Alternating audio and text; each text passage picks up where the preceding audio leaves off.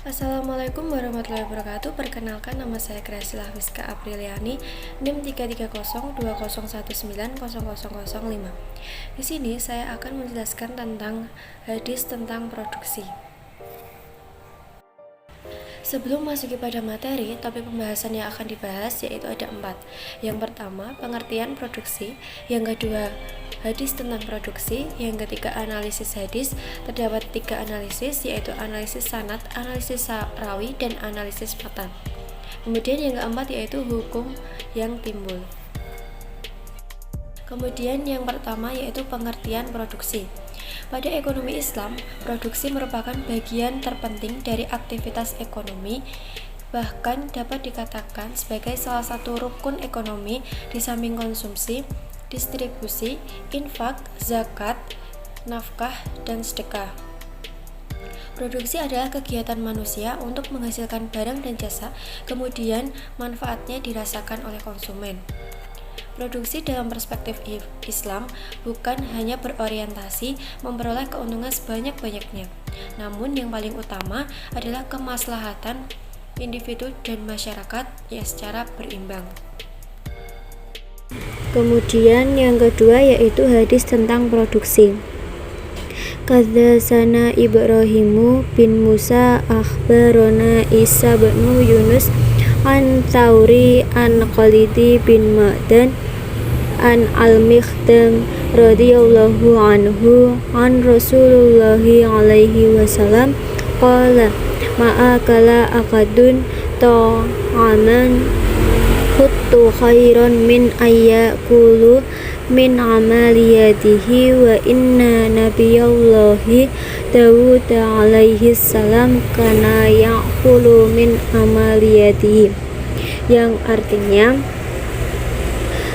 telah menceritakan kepada kami Ibrahim bin Musa, telah mengabarkan kepada kami Isa bin Yunus dari Tsaur, dari Khalid bin Ma'dam, dari Al-Mikhdam radhiyallahu anhu, dari Rasulullah sallallahu alaihi wasallam bersabda, tidak ada seorang yang memakan satu makanan pun yang lebih baik dari makanan hasil usaha tangannya sendiri.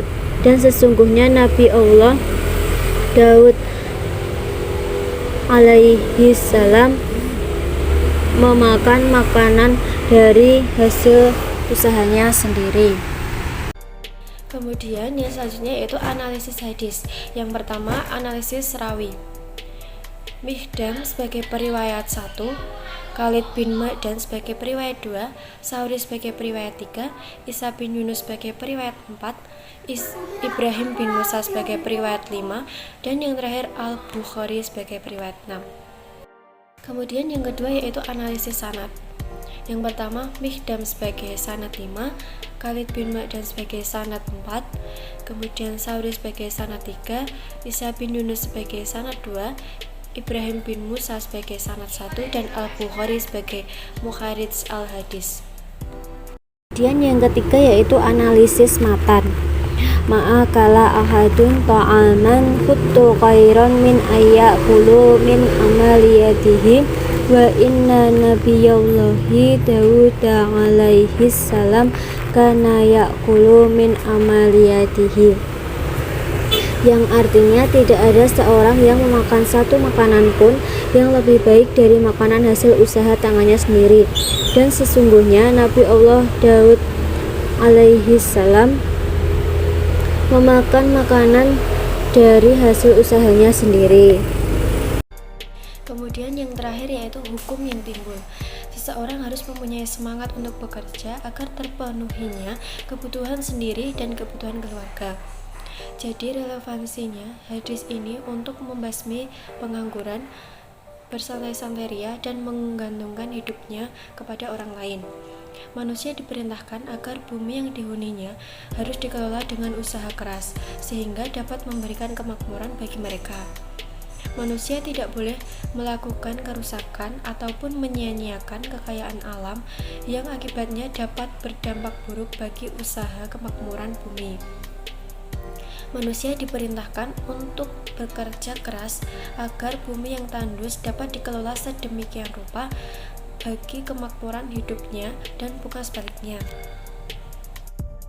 Tegasnya, manusia diperintahkan untuk bekerja keras untuk mengelola bumi ini, sehingga dapat memberikan kemakmuran bagi manusia selama bumi ini masih menjadi tempat tinggal mereka. Perintah mengelola bumi untuk kemakmuran manusia menunjukkan bahwa manusia wajib bekerja keras agar dapat mendapat rezeki dari Allah. Sekian pemaparan materi dari saya. Bila ada salahnya saya mohon maaf. Wassalamualaikum warahmatullahi wabarakatuh.